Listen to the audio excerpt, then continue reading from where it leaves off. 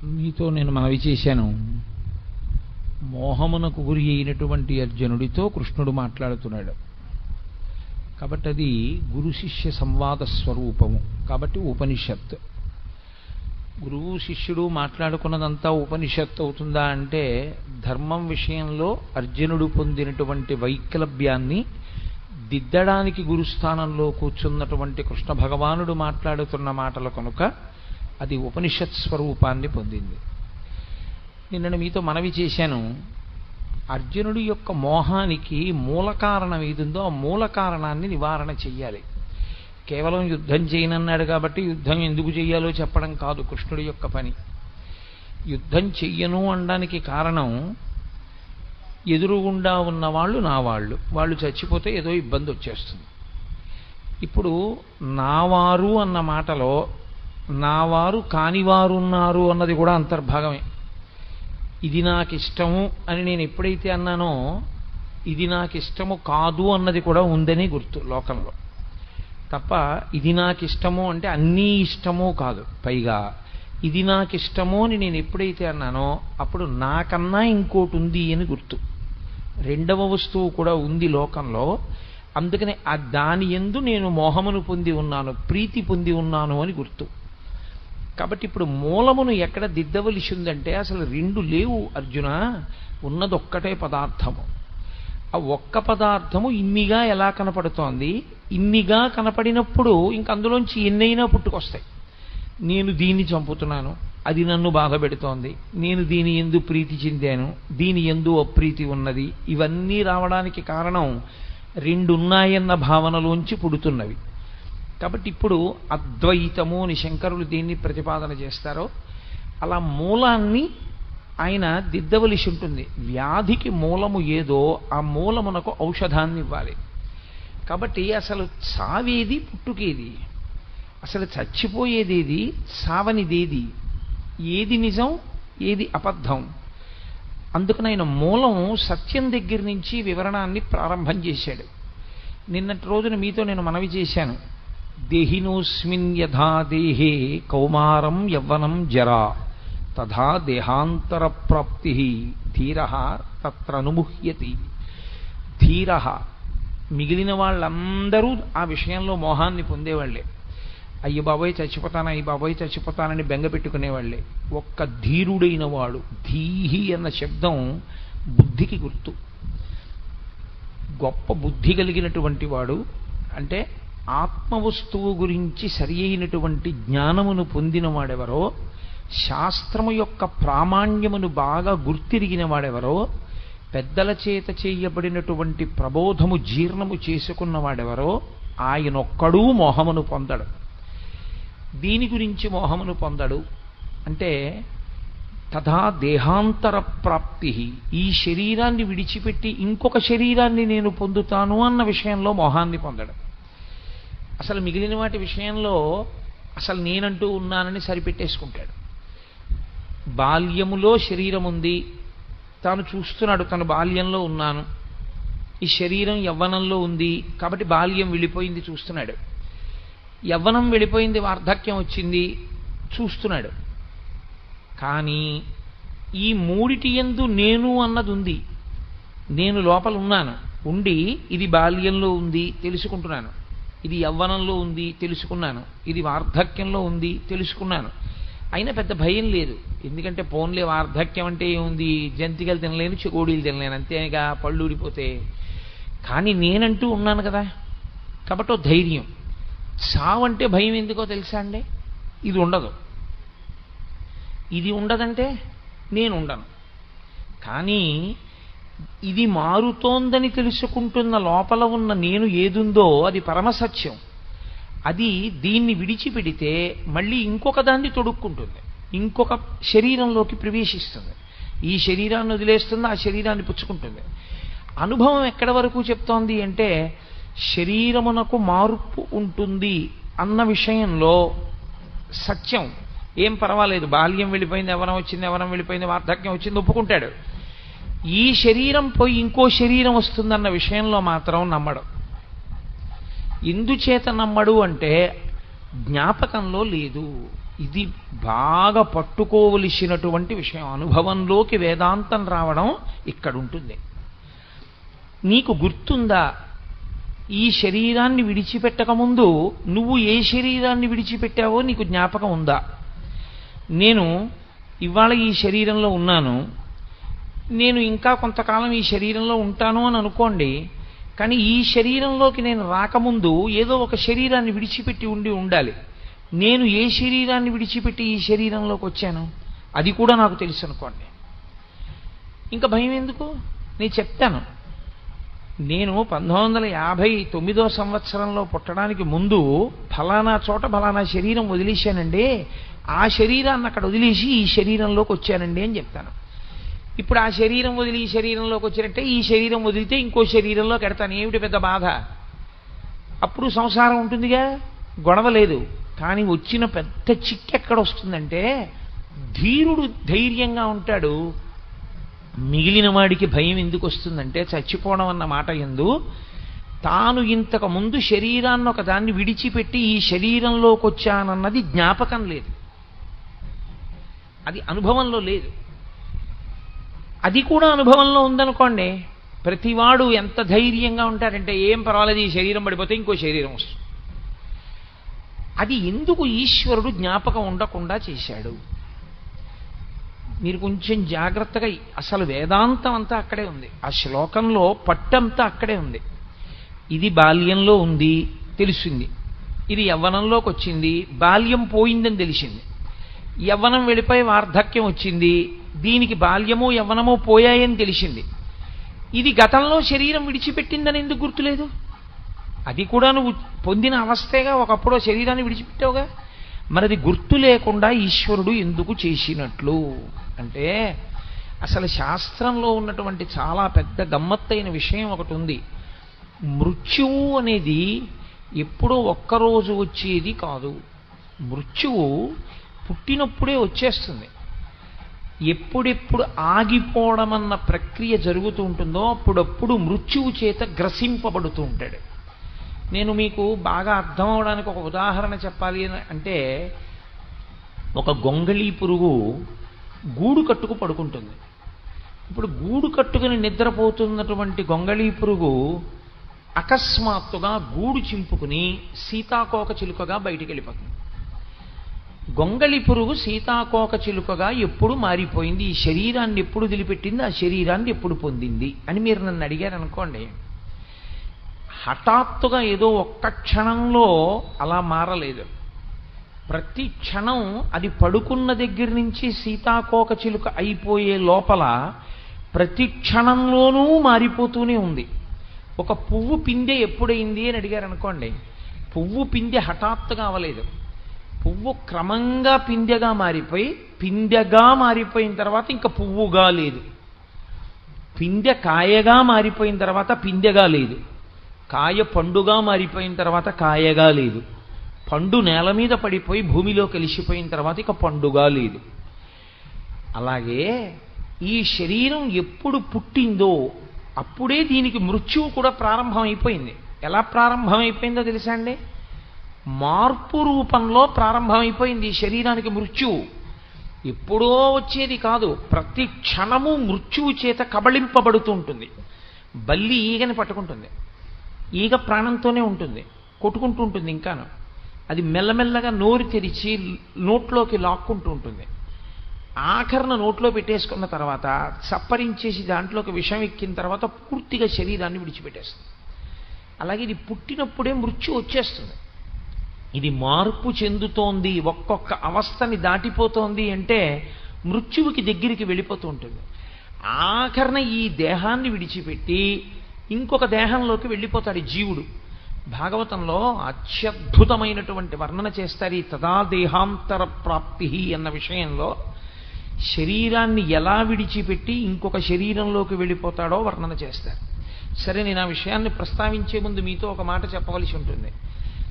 దీనికి బాల్యమును చూసింది, యవ్వనమును చూసింది, వార్ధక్యమును చూసింది. కానీ గతంలో ఇది శరీరం విడిచిపెట్టింది అన్న విషయం ఎందుకు జ్ఞాపకంలో లేదు జీవుడికి? ఎందుకు ఈశ్వరుడు అది జ్ఞాపకం లేకుండా చేశాడు? అది కూడా జ్ఞాపకం ఉంటే మనకి చాలా భయం పోతుందిగా. వచ్చిన గొడవ ఏమిటి అంటే, మీరు ఒకటి బాగా జ్ఞాపకం పెట్టుకోవాలి, అనుబంధములన్నీ జీవునివే కానీ శరీరానివి కావు. నేను అనబడే పదార్థం ఈ లోపల ఉన్నంతసేపే నా కూతురు నాన్నగారు ఉన్నారు అంటుంది. దీని లోపల నేనన్న చైతన్యం ఉన్నంతసేపే నా కొడుకు నాన్నగారు ఉన్నారు అంటాడు. ఈ లోపల నేనన్న చైతన్యం ఉన్నంతసేపే మీ అందరూ కోటేశ్వరరావు గారు ఉన్నారు అంటారు. ఒక్కసారి ఆ చైతన్యం శరీరాన్ని విడిచిపెట్టింది అనుకోండి, ఆ జీవుడు ఇందులోంచి బయటికి వెళ్ళిపోయాడు అనుకోండి, ఈ శరీరం ఇక్కడే ఉన్నా కోటేశ్వరరావు గారు లేరు అంటారు. ఎందుచేత అంటే జీవుడు వెళ్ళిపోయాడు అందులోంచి. అనుబంధములన్నీ ఎవరివి అంటే జీవుడివే. కాబట్టి ఇప్పుడు జీవుడికి తాను ఏ శరీరం విడిచిపెట్టాడో జ్ఞాపకం ఉందనుకోండి, అనుబంధములు కూడా జ్ఞాపకం ఉండిపోతాయి. నేను ఫలానా చోట శరీరం విడిచిపెట్టాను అని జ్ఞాపకం ఉంటే, ఆ శరీరములో తానున్నప్పుడు తనకి భార్యగా ఉన్నదెవరు, తనకి బిడ్డలుగా ఉన్నదెవరు, తనకి ఆత్మీయులుగా ఉన్నదెవరు, తనకి విరోధులుగా ఉన్నదెవరు, అది కూడా జ్ఞాపకం ఉంటుంది. ఇప్పుడు అది కూడా జ్ఞాపకం ఉంటే మీరు ఈ జన్మలో అసలు ఉద్ధరణ వైపుకి ఏం అడిగేస్తారు? ఇంకా రాగద్వేషములు ఎక్కువయ్యాయి. అది అసలు ఈ జన్మలో మీరు కొత్తగా పెంచుకుంటున్న రాగద్వేషములే మీ అభివృద్ధికి, మీ పురోగతికి, మీరు ఈశ్వరుణ్ణి చేరుకోవడానికి ప్రతిబంధకాలు. అందుకేగా మీతో మనవి చేశా, నువ్వు నేను అన్న రెండు మాటలు ఎప్పుడొచ్చాయో అప్పుడు రెండు వచ్చాయి. రెండు ఎప్పుడు వచ్చాయో అప్పుడు అజ్ఞానం వచ్చింది, అవిద్య వచ్చింది. ఇప్పుడు కొత్తగా రెండిటి మధ్యలో ఇంత చేరిపోయింది అనుకోండి. గజేంద్రమోక్షంలో దశలక్ష కోటి కరణీనాథుండనయ్యుండి మద్దానంభ పరిపుష్ట చందనలతాంతఛాయలందుండలేక అంటాడు. పోతన గారంతా గజేంద్రమోక్షం అంతా చేసిందంతా వేదాంతమే. 10 లక్షల కోట్ల మంది భార్యలు ఉన్నారు నాకన్నాడు. అంటే నిజంగా 10 లక్షల కోట్ల మంది భార్యలు ఉన్నారంటే వచ్చిన అభ్యంతరం ఏం లేదు. అసలు యథార్థం ఏమిటంటే, ఈ లోపలి జీవుడు ఎన్నో శరీరాల్లో ఉన్నాడు ఇత పూర్వం. అన్ని శరీరాల్లో ఉన్నప్పుడు దానికి అంతమంది భార్యలు ఉన్నారు. ఎంతమంది భార్యలు ఉన్నారో అంతమంది భార్యలతో అంతమంది బిడ్డల్ని కన్నాడు. ఈశ్వరుడు చేసిన మహోపకారం ఏమిటంటే, గత జన్మకి సంబంధించినటువంటి జ్ఞాపకాల్ని అమ్మ కడుపులోంచి బయటికి వచ్చేటప్పుడు జ్ఞాపకం లేకుండా తీసేస్తాడు. శఠము అన్న వాయువు పట్టుకుంటుంది, భాగవతంలో చెప్తారు దాని గురించి. ఆ శఠమన్న వాయువు పట్టుకోగానే అన్నీ మర్చిపోతాడు. అప్పటి వరకు జ్ఞాపకం ఉంటాయి. అప్పుడు వరకు ప్రార్థన చేస్తాడు, ఈశ్వరుణ్ణి బయటికి తోసేయమన్నాను. అయ్యో నేను ఫలానా వారికి భర్తగా ఉన్నాను, ఫలానా వారికి భార్యగా ఉన్నాను, ఫలానా వారికి బిడ్డడుగా ఉన్నాను, వాళ్ళని నమ్ముకున్నంత చేశాను, చిట్ట చివరికి నాకు మిగిలిందేం లేదు, ఈశ్వరా నిన్ను చేరలేకపోయాను, ఇంకొక్కసారి శరీరం ఇయ్యి, అప్పుడు నేను ఈ శరీరం ఉంటే ఈ శరీరంతో నీ సేవ చేస్తాను. శరీరంలో నేను ఉన్నాను కాబట్టి మనసు మంచిదిగా పెట్టుకుని మంచి ఆలోచనలు చేస్తాను, ఉపకారాలు చేస్తాను, పుణ్యాలు చేస్తాను. కాబట్టి ఈశ్వర ఇంకొక్కసారి శరీరం ఇయ్యి అంటాడు. ఇచ్చినప్పుడు పరమేశ్వరుడు గత జన్మ జ్ఞాపకాల్ని కూడా ఉంచేశాడు అనుకోండి, ఉంచి పైకి పంపాడు అనుకోండి జీవుణ్ణి. ఇక ఆ జీవుడు ఒక్క క్షణం కూడా ప్రశాంతంగా ఉండలేడు. బయటికి వస్తూనే అతనికి ఒక జ్ఞాపకం ఉంటుంది, నా భార్య ఫలానా చోట ఉంది, గత జన్మలో భార్య, ఎప్పుడు అక్కడికి వెడదామా అని ఉంటుంది. నా కొడుకులు అక్కడ ఉన్నారు, వాళ్ళ యోగక్షేమాలు చూడాలనిపిస్తుంది. గతంలో కుక్కగా ఉండొచ్చు, కానీ ఆ కుక్కకు పుట్టిన పిల్లల మీద వ్యామోహం ఉంటుంది. ఓ పందిగా ఉండొచ్చు, ఆ పిల్లల మీద వ్యామోహం ఉంటుంది. ఇలా నీకు ఎన్ని జన్మల జ్ఞాపకాలు ఉంటాయో అంత పెద్ద సంసారం నీలో ఉంటుంది. ఆ సంసారంలో పడిపోవడం వల్ల కదా పాడైపోయావు. సంసారం అన్న మాట వేదాంతంలో బయట ఉండేది కాదు, లోపల ఉండేది. బాహ్యంలో అయితే సంసారం బయట ఉందంటాం, వేదాంతంలో సంసారం లోపల ఉంటుంది. అందుకే కాషాయానికి అర్థం ఏమిటంటే అన్నీ విడిచిపెట్టేయడం, ఎవ్వరితోనూ అనుబంధం ఉండకూడదు. అందుకే నకర్మణాన ప్రజాధనీన త్యాగేనైకే అమృతత్వమానసోహు పరిణనాకం నిహితం గుహాయాం విభ్రాజతే తద్యతయో విశంతి అంటుంది ఉపనిషత్. కాషాయం కట్టుకున్న వాళ్ళని చూస్తే ఆ మంత్రం చెప్పు అంటుంది. ఎందుచేత అంటే ఇంకా వాళ్ళకి త్యాగేనైకే అమృతత్వమానసోహు. ఇహ ఆయనకి కొడుకు లేదు, కూతురు లేదు, భార్య లేదు, భర్త లేదు, బిడ్డ లేరు, బంధువు లేరు, స్నేహితుడు లేడు, ఎవ్వరూ లేరు. ఆఖరికి శరీరమే నేను కాదు, అన్నీ విడిచిపెట్టేశాడు. అన్నీ విడిచిపెట్టేసిన వాడికి ఒక్కడికే కాషాయం. అన్నీ వదిలిపెట్టేస్తే అన్నిటితో సంబంధాన్ని విడిచిపెట్టి లోపల ఉన్న నేనుగా మాత్రమే మిగిలిపోయాను తప్ప నాకెవ్వరితో అనుబంధం లేదు. ఇక నేను అన్నయ్య అని పిలిపించుకునేది లేదు, ఏమండి అని పిలిపించుకునేది లేదు, నాన్నగారండి అని పిలిపించుకునేది లేదు.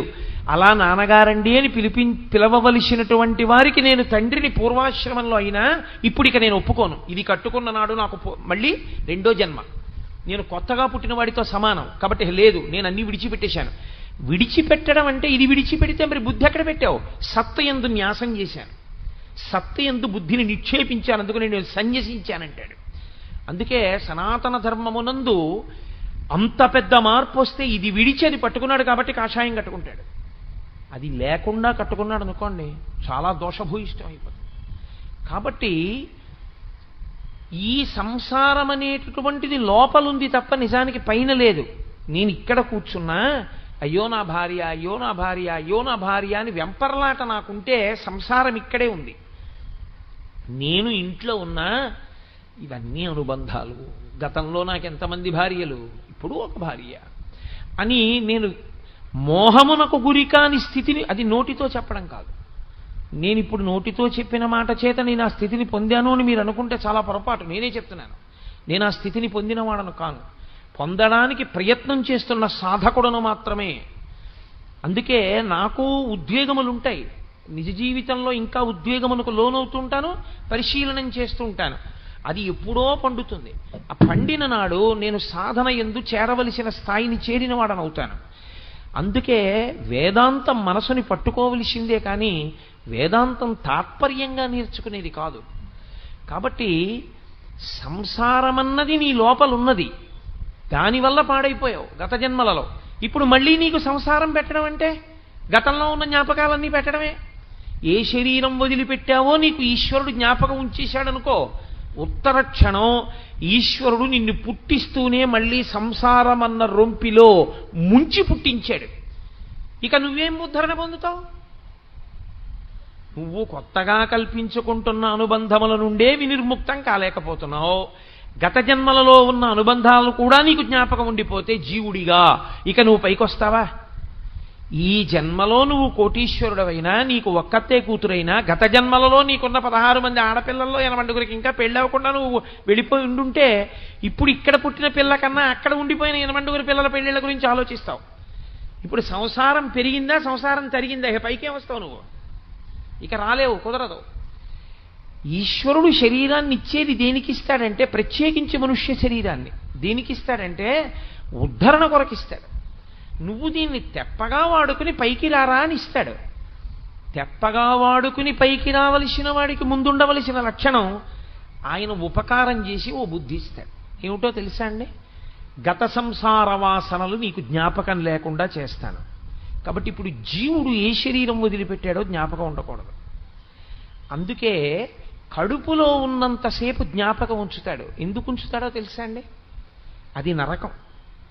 ఆ నరకాన్ని అనుభవిస్తున్నప్పుడు బాధపడతాడు. ఇందువల్ల కదా మళ్ళీ పుడుతున్నాను. ఏ ప్రాణిగానైనా కానివ్వండి, గర్భస్థము నరకము.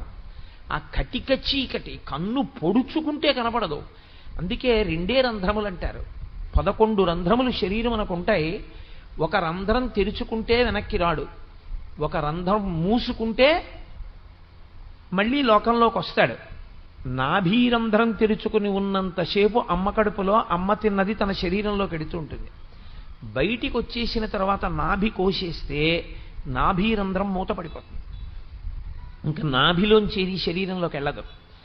నాభి మూతపడిపోయి ఉండిపోతే బొడ్డు ఊడిపోయిందంటారు. మూత పడిపోయింది అనుకోండి నాభీరంధ్రం, ఇక అందులోంచి వెళ్ళేది లేదు, అంటే శరీరాన్ని పొందడం పూర్తయిపోయిందని గుర్తు.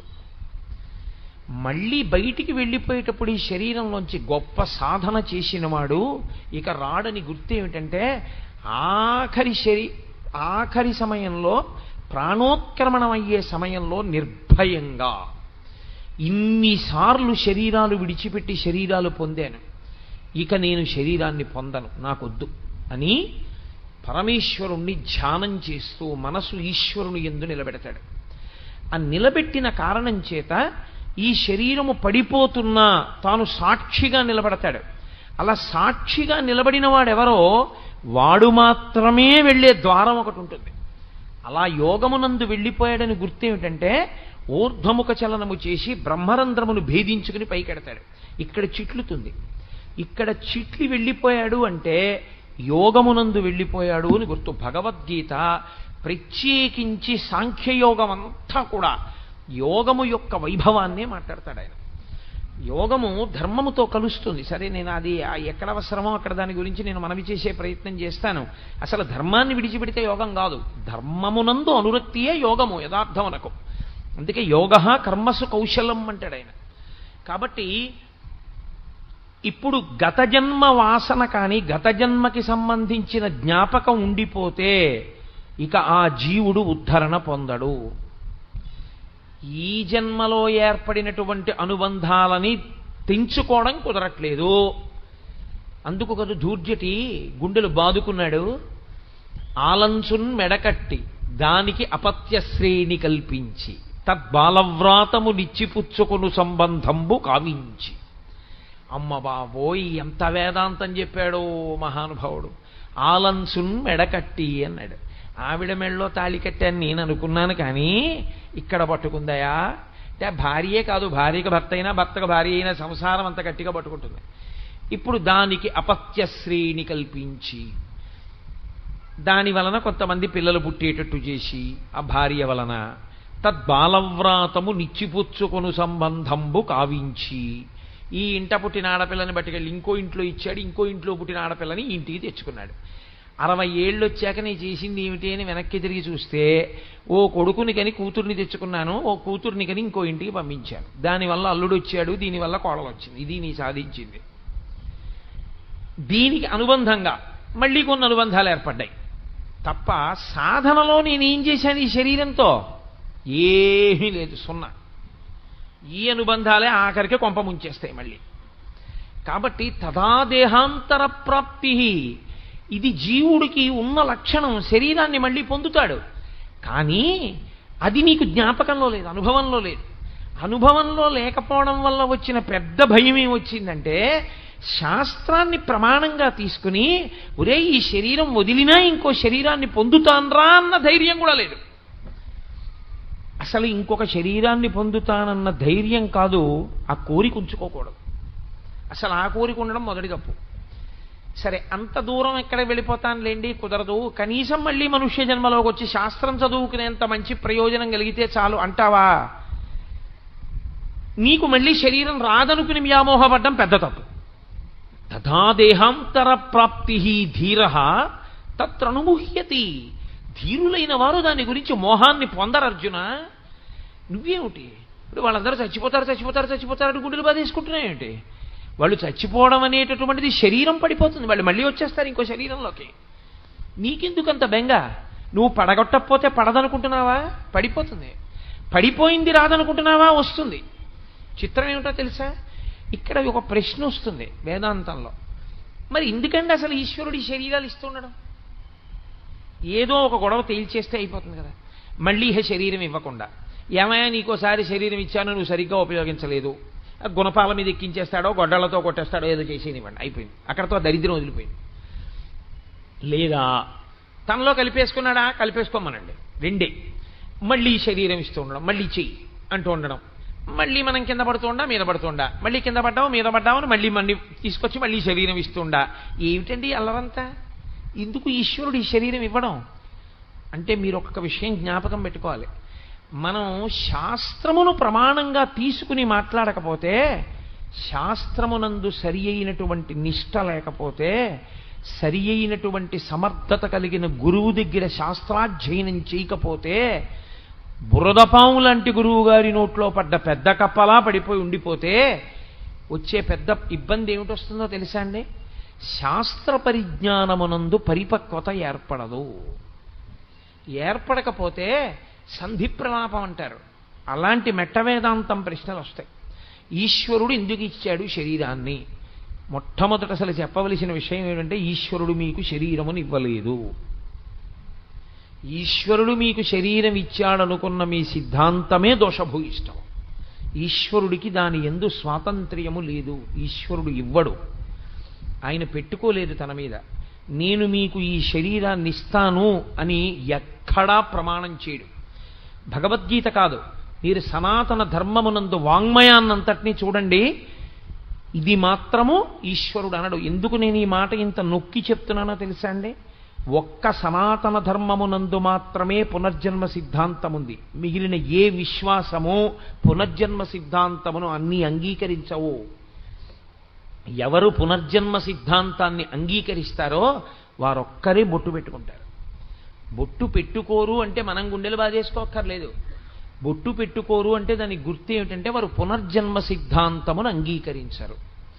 పునర్జన్మ సిద్ధాంతమును అంగీకరించడం సనాతన ధర్మంలో అత్యంత ప్రధానమైన విషయం. నేను మళ్ళీ వస్తాను, ఎలా వస్తాను, ఈశ్వరుడు ఏది ఇస్తే అది ఇస్తాను, తప్పు.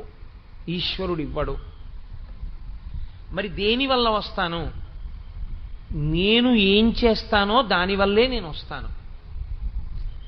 ఇది చాలా గమ్మత్తుగా ఉంటుంది ఈ విషయం. ఎందుకో తెలుసా అండి? ఈశ్వరుడు ఏం చేస్తాడంటే మనుష్య ప్రాణి విషయంలో బుద్ధి అన్నదాన్ని ఇచ్చి విడిచిపెడతాడు.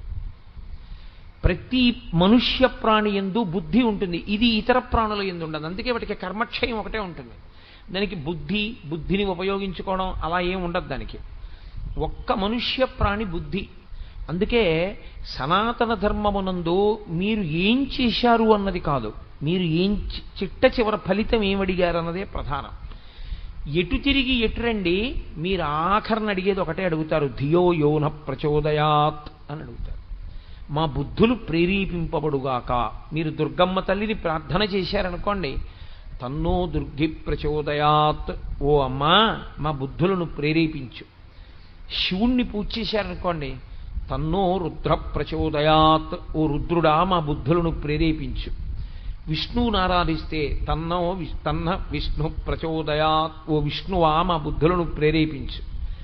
అగ్నిని ప్రార్థన చేస్తే అగ్ని మా బుద్ధులను ప్రేరేపించుగాక.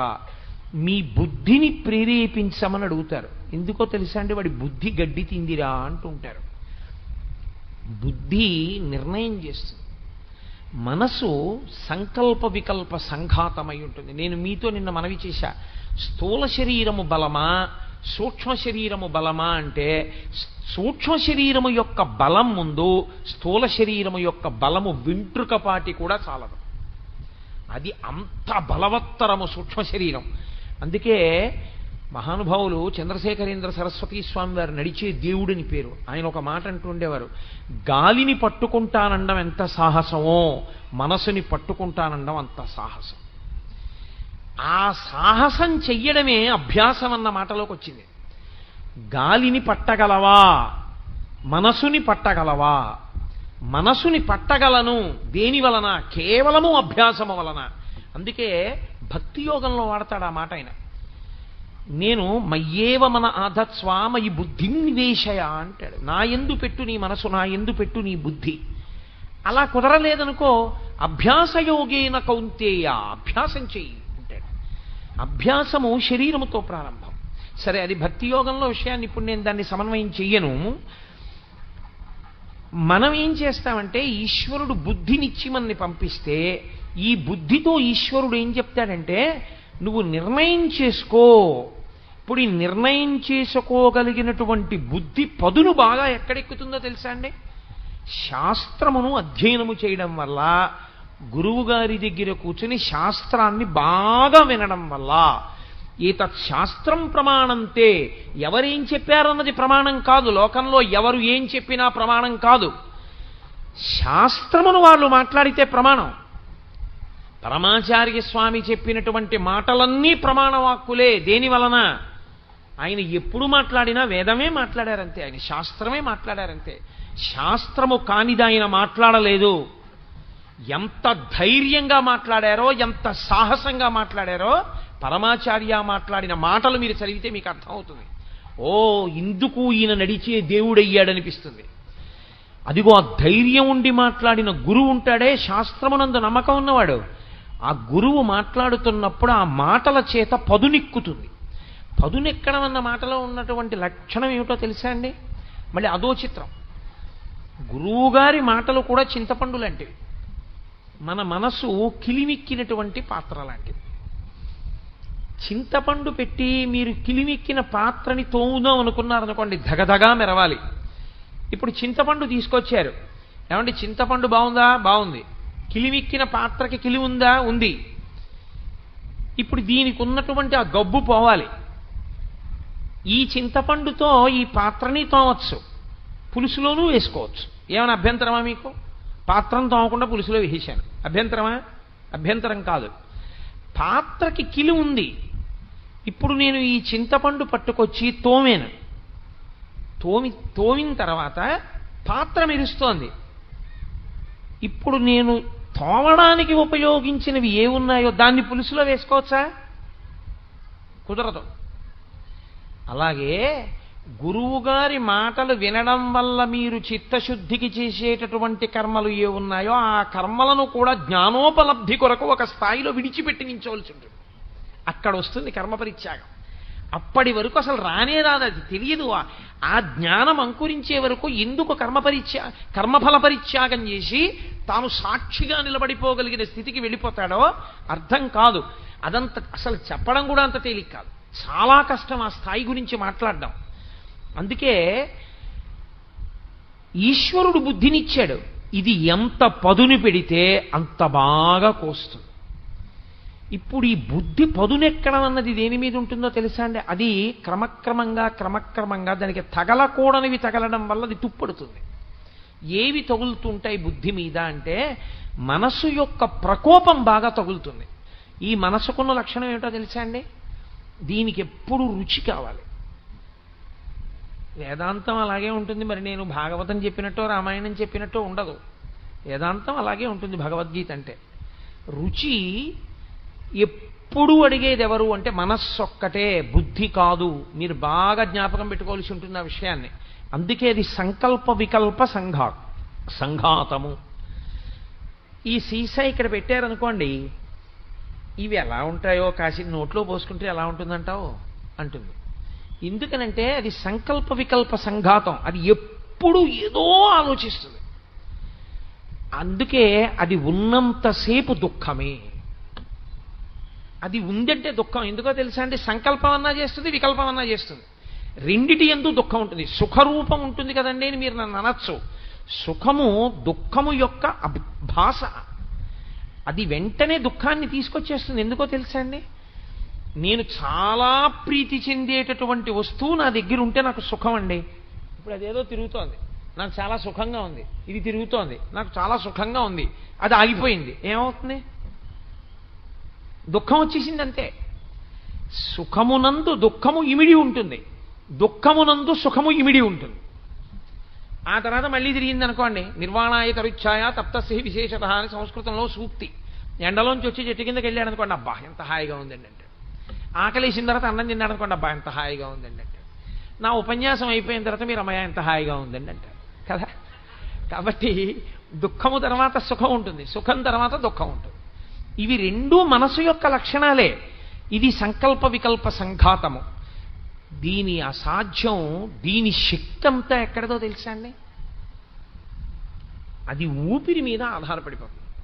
దాని శక్తి అంతా ఊపిరే. చిత్రం ఏమిటంటే, ఏమండి నా రెటీనా చూపించండి అని మీరు అడిగారు అనుకోండి, కంటి లోపల ఎక్కడో వెనకాతల ఉన్న రెటీనాని నేను ఒక యంత్రం ముందు కూర్చుంటే డాక్టర్ చూపించచ్చు స్క్రీన్ మీద, ఇదిగో మీ రెటీనా అని చూపిస్తాడు. నా గుండె చూపించండి అని అడిగాను అనుకోండి, నేను ఒక ప్రత్యేకమైన స్కానర్ దగ్గర కూర్చుంటే ఇదిగో మీ గుండె కోటేశ్వరారని చూపిస్తారు. నాకు ఒకప్పుడు కంఠం పాడైంది. అంటే కంఠం పాడడం అంటే ఎక్కడికో వెళ్ళి తినకూడని పదార్థం తినేశాను. నాకేం తెలుసు వాళ్ళు అటువంటి నూనెతో పెడతారు అన్నమని. వాళ్ళు పెట్టకూడని నూనెతో నాకు అన్నం పెట్టారు వంట చేసి పెడితే నా కంఠం పోయింది. నా కంఠం పోతే నేను డాక్టర్ గారి దగ్గరికి వెళ్ళాను. వెడితే ఆయన నన్ను ఒక యంత్రం ముందు కూర్చోబెట్టి ఓసారి మీ కంఠం చూసుకోండి అన్నారు. ఎదురుగుండా నా కంఠం కనబడింది. ఎర్రటి మాంసపు ముద్ద మీద పూర్తిగా తొరకలు, పెరుగు మీద పాల మీద తొరకలు పడితే ఎలా ఉంటాయో అలా పట్టేసింది తొరకలాగా. ఇది మీకు కనపడుతున్నది. ఈ తొరక ఎక్కడి వరకు పట్టిందో తెలుసా? ఇక్కడి నుంచి ఇక్కడి వరకు తొరక కట్టింది. ఈ తొరకంతా ఏమిటో తెలుసా? మీరు తినకూడనటువంటి నూనెతో, అత్యంత చవకబారు నూనెతో మీకు అన్నం పెట్టారు వారం రోజులు మీరు ఉపన్యాసాలకు వెళ్ళినప్పుడు. ఆ నూనె ఏమైపోయిందంటే ఇక్కడికి వచ్చి తొరక కట్టేసింది. కట్టేసి వాయువుని వాక్కుగా మారనివ్వట్లేదు, మారనివ్వకుండా అడ్డేస్తోంది. ఇప్పుడు ఇదంతా కూడా పోవాలి. ఇది పోవడానికి ఔషధులు ఇస్తున్నాను, అవి తింటే ఈ తొరకంతా కరిగిపోతుంది. కరిగిపోయాక మీ కంఠం మీకు వస్తుందన్నాడు ఆయన. నా కంఠం నేను చూసుకున్నానా లేదా? నా శబ్దపేటికతో సహా ఆ రోజు నేను చూసుకున్నాను. నా మనస్సుని చూపించండి అని నేను ఏ డాక్టర్నన్నా అడిగాను అనుకోండి, చూపిస్తారా? ఎవ్వరూ చూపించలేరు. ఎందుకో తెలుసా అండి? మనస్సు మీ చేత చూడబడేది కాదు, కానీ అదే మిమ్మల్ని నడిపిస్తూ ఉంటుంది. దానికి వచ్చిన లక్షణం ఏమిటంటే అది సంకల్ప వికల్ప సంఘాతం. అది అస్తమానం ఏదో ఒక ప్రతిపాదన పట్టుకొస్తుంది. అది ఖాళీగా ఉండు, వద్దు అల్లరి చేయకు, గొడవ చేయి, కూర్చు, ఏం చెప్పకు, అలా ఉండు అని మీరు అన్నారనుకోండి, వెంటనే అలాగే అని మళ్ళీ వెంటనే అలా ఉండమన్నావు కదా చూసావా, పూర్వం కూడా ఒక ఆయన ఇలాగేనేవాడు అని మళ్ళీ ఏదో మొదలెడుతుంది. అసలు మీరు మనస్సుని ప్రశాంతంగా ఉంచడం అన్నది సాధ్యము కానీ కాదు. ఇది ఎప్పుడైతే సాధ్యం కాదో మీరు ఆ విషయాన్ని గుర్తుపెట్టుకోవాలి. దానికి స్వాతంత్ర్యం అలవాటు అవ్వడం అన్నది ఎప్పటి నుంచి వచ్చిందో తెలుసా అండి? ఇప్పటిది కాదు ఆ స్వాతంత్ర్యం, కొన్ని కోట్ల జన్మల క్రితం నుంచి మీరు అలవాటు చేశారని ఇష్టం వచ్చినట్టు తిరిగని. వెనకటికి ఒక ఆయన కొడుకు ఎవరో ఒక అమ్మాయిని ప్రేమించానని చెప్పాడు. ఏం చెప్పాలి బుద్ధున్న తండ్రి అయితే? తప్పురా, తండ్రిరా నిర్ణయించాలి, నువ్వు ప్రేమించడం ఏమిటిరా, తప్పు, అలా చేయకూడదని చెప్పాలి. ఒరే, ప్రేమించిన అమ్మాయి చుట్టూ తిరగడానికి ఓ మోటార్ సైకిల్ ఉంటే బాగుంటుందిరానో మోటార్ సైకిల్ కొనిపెట్టాడు. కొనిపెట్టిన తర్వాత వాడు ఆ అమ్మాయిని ప్రేమించాడు, పెళ్లి చేసుకున్నాడు. ఇప్పుడు ఆయన వేరు కారణాలకు ఏడుస్తున్నాడు. ఏమిటి ఉపయోగం? నిన్ను మోటార్ సైకిల్ కొనిపెట్టమని ఎవరు చెప్పారు? స్వేచ్ఛా స్వాతంత్రం ఇచ్చావు, ఇప్పుడు నువ్వు అనుభవిస్తున్నావు. అలా స్వేచ్ఛ ఇచ్చేసాం మనసుకి మనం. దాన్ని మన అదుపులో ఉంచుకోవడం అంటే బుద్ధి దాన్ని అదుపులో పెట్టడం కలిగినటువంటి శక్తి నుంచి అది తప్పుకుంది. అది సర్వస్వతంత్రం అయిపోయి దాని పని ఏమిటంటే బుద్ధి చెప్పాక మనం చేద్దామనడం దానికి అలవాట్లేదు. నేను చెప్తూనే ఉంటాను, ఒక్కొక్కసారి బుద్ధిని వంచేస్తాను అని అది ఏం చేస్తుందంటే చెబుతూనే ఉంటుంది. వద్దు, తప్పు, అలా చేయకూడదంటుంది బుద్ధి. అలా అంటారు కానండి, ఏం పర్వాలేదా, అలా అక్కడ చూడండి వాళ్ళు చేయలేదా, ఇలా వీళ్ళు చేయలేదా, ఏమిటి తప్పు? లోకంలో చాలామంది ఉన్నారు తెలుసా అండి, ఇది తప్పని తెలిసి చేస్తుంటారు. నాకు మొన్ననే రైల్లో ఒక ఆవిడ కనబడ్డారు. నేను నెల్లూరు నుంచి వస్తుంటే ఆవిడ నాతో అన్నారు, నేను వెళ్ళిన శివాలయాల్లో కల్లా అర్చకులు ఎప్పుడైనా పక్కకి వెళ్ళగానే లోపలికి వెళ్ళి శివలింగాన్ని కౌగిలించుకుంటానన్నారు. ఎందుకు అలాగని అడిగాను నేను. అడిగితే ఆవిడ అన్నారు, నేను అలా చేయకుండా ఉండలేను అన్నారు నాతో. అలా చేయకుండా ఉండలేను అన్నప్పుడు చేయకుండా ఉండాలి, అలా చేయకూడదని మీకు తెలియదా అన్నాను. అంటే చేయకూడదని నాకు తెలుసు అన్నారు. అందుకే నేను రమణాశ్రమానికి వెళ్ళినప్పుడు నన్ను అందరూ ఎన్ని శివలింగాలు పాడు చేసామని అడుగుతుంటారు అన్నారు ఆవిడ. అంటే అలా శివాలయంలోకి వెళ్ళి ఒక ఆడది శివలింగాన్ని కౌగలించుకోవడం అనేటటువంటిది ధర్మ విరుద్ధమని, అలా చెయ్యకూడదని, దాన్ని శాస్త్రం అంగీకరించదని, శాస్త్రము ప్రమాణం తప్ప మన బుద్ధులు ప్రమాణాలు కావని, ప్రమాణం చెప్పవలసింది శాస్త్రమే తప్ప నేను కాదని ఆవిడికి తెలుసు. శ్రీశైలం లింగాన్ని కౌగిలించుకో, ఎందుకంటే అది సాక్షాత్తుగా ధూళి దర్శనాన్ని అనుమతించిన లింగం. అనుమతించని లింగాలన్నీ వెళ్ళి కౌగిలించుకోవడం ఏమిటి అంటే, నేను ఏదో కారణం మీద అర్చకుడు కాస్త పక్కకి వెళ్ళే వరకు అక్కడే ఉండి ఆయన అలా వెళ్ళగానే లోపలికి వెళ్ళి కౌగిలించుకుంటానండి అన్నారు. ఆవిడేమీ పనికిమాలిన వ్యక్తి కాదు, చాలా భక్తురాలు. అసలు ఆవిడికి కొన్నాళ్ళు పోయాక PhD ఇస్తారేమో అని నాకు అనుమానం. ఆవిడంత గొప్ప పని ఒకటి చేస్తున్నారు ఈ మధ్యకాలంలో. మరి ఆవిడ అలా చేయడం ఏమిటి అలాగా అంటే, మనసు యొక్క బలహీనతని ఆవిడ దాటలేకపోతోంది. అలా పట్టుకోకూడదు శివలింగాన్ని అని తెలుసున్నా ఆవిడ మనసు అదే చెప్తుంటుంది, పట్టుకో పట్టుకో పట్టుకో అని చెప్తుంటుంది. బుద్ధి పట్టుకోకూడదు పట్టుకోకూడదు అని చెప్తుంటుంది, కానీ బుద్ధిని నిర్ణయం చెయ్యనివ్వదు, బలహీనం చేసి మనసు బలవత్తరం అవుతుంటుంది. ఈ అవడంలో దానికి వచ్చిన లక్షణం ఏమిటో తెలుసా అండి? అది ప్రాణం మీద ఆధారపడుతుంది. మీ ప్రాణము ఊపిరి మీద ఆధారపడుతుంది. ఊపిరి ఆయుర్దాయం ఉన్నంత కాలం ఉంటుంది. ఆయుర్దాయం ఎంతకాలం ఉంటుంది? ఈశ్వరుడి శాసనం అయ్యే వరకు ఉంటుంది. ఈశ్వరుడు శాసనం ఎంతవరకు ఉండాలని చేస్తాడు? ప్రారంధం అయిపోయే వరకు ఉండమని చేస్తాడు. నువ్వు ఇన్ని పనులు చేయాలని ఉంటుంది ఈశ్వర శాసనంలో. అవి అయిపోయాయి అనుకోండి, వయసుతో సంబంధం ఉండదు, తీసేస్తాడు ఈశ్వరుడు. అయిపోయింది వచ్చేయి అంటాడు. కాబట్టి ఆయన ఇచ్చిన ఆయుర్దాయంలో నువ్వు చేసేయాలంతే, ప్రారంధ కర్మను అనుభవిస్తూ ఉండాలి. ఇప్పుడు ఈ మనసు ఏం చేస్తుందంటే ఇది ఊపిరి మీద ఆధారపడుతుంది కాబట్టి చిట్ట చివరి ఊపిరి వరకు అది ఉంటుంది. మీరు ఇది బాగా జ్ఞాపకం పెట్టుకోవాలి. అది ఏం చేస్తుందంటే ఊపిరి బాగా తీయగలిగిన నాళ్ళు దాని పని ఏం చేస్తుందంటే రుచి అడుగుతూ ఉంటుంది. రుచి అంటే సంస్కృతంలో వేదాంతమునందు రుచి అంటే నాలుకతో తినే రుచి కాదు, అనుభవమును అడుగుతుంది. అది ఎలా ఉంటుందంటావు అంటుంది. సరే, దాన్ని అనుభవించాడు అనుకోండి, దాన్ని అనుభవించాడు అన్న మాటని మీరు శాస్త్ర ప్రమాణంతో ఆదరించవలసి ఉంటుంది. దాన్ని అనుభవించాడు అంటే నా ఉద్దేశంలో ఏంటంటే ఏదో పులిహార తినాలనుంది, పులిహారని తిన్నాడు అని, అంతకన్నా హేయమైన మాట నేను మాట్లాడటం లేదు అని మీరు గుర్తించవలసి ఉంటుంది. ఏవి ఆ పరిధిలోకి వచ్చినా నేను అలా ప్రయోగించట్లేదు. పులిహార తినేశాడు, రుచి అది ఏం చేస్తుందో తెలుసా అండి? నాలుక ఇది ఇలా ఉంటుంది పులిహార అనగానే వాసన రికార్డ్ చేస్తుంది. ఇది మనసుకున్నటువంటి బలవత్తరమైన శక్తి.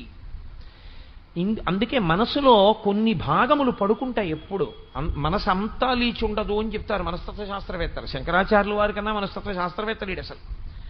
అది ఏం చేస్తుందంటే రికార్డ్ చేస్తూ ఉంటుంది. అందుకే చూడండి, మామిడి పండు అన్నాను అనుకోండి అది ఎలా ఉంటుందో, కొత్తపల్లి కొబ్బరి అన్నాను అనుకోండి అది ఎలా ఉంటుందో, దాని తొక్క పలచగా ఉంటుంది, దాన్ని ఇలా ముట్టుకుంటే కన్నం పడుతుంది, దాని రసం తీయగా ఉంటుంది, అన్నీ చెప్తుంది. రుచి, వాసన అది గుర్తెట్టుకుని ఏమంటుందంటే ఇంకొక నెల పోయింది అనుకోండి, అవసరమైతే ప్రావిడెంట్ ఫండ్ లోన్ అన్నా పెడదాం కానీ 4 పరకలు కొత్తపల్లి మామిడి పండు తెచ్చుకుందాం, కొత్తపల్లి కొబ్బరి అంటుంది. రుచి వాసన, రుచి వాసన ఈ మనసు ఏం చేస్తుందంటే బాగా పెట్టుకుంటూ ఉంటుంది. ఇందులో అలా తిరుగుతూ ఉంటుంది ఎప్పుడు. ఈ తిరగడం ఏం చేస్తుందంటే బలపడుతుంది కొన్నిటి ఎందు. బాగాను సెటిల్ అయిందంటారు చూసారా, షుగర్ వచ్చిన వాళ్ళకి కొత్తల్లో మీరు ఇంకా సెటిల్డ్ డయాబెటీసా అంటారు. వచ్చి ఇవాళ వస్తుంది రేపు తగ్గిపోతుంది, 4 రౌండ్లు వాకింగ్ చేస్తాయి. కొన్నాళ్ళు పోయిన తర్వాత ఏం చేస్తుందంటే 2 రౌండ్లు వాకింగ్ చేసినా 3 రౌండ్లు వాకింగ్ చేసినా ఆ భోజనమే చేస్తే మాత్రం రీడింగ్ కనబడుతూనే ఉంటుంది. అంటే సెటిల్ అయింది డయాబెటీస్ అంటారు.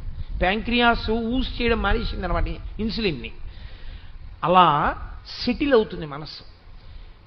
ఒకదాని మీద బాగా వ్యామోహాన్ని పెట్టుకుంటుంది, దాన్నే తిప్పుతుంది, దాన్నే రుచి వాసన, రుచి వాసన, రుచి వాసన. ఇది ఎంత తొందరగా అడుగుతుందో తెలుసా అండి? అసలు ఒక స్థితిలో తన కంటి ముందు కనపడకపోయినా, తన నాలుక మీద ఉండకపోయినా తాను ఊరుకోలేదు, అలా అయిపోతుంది.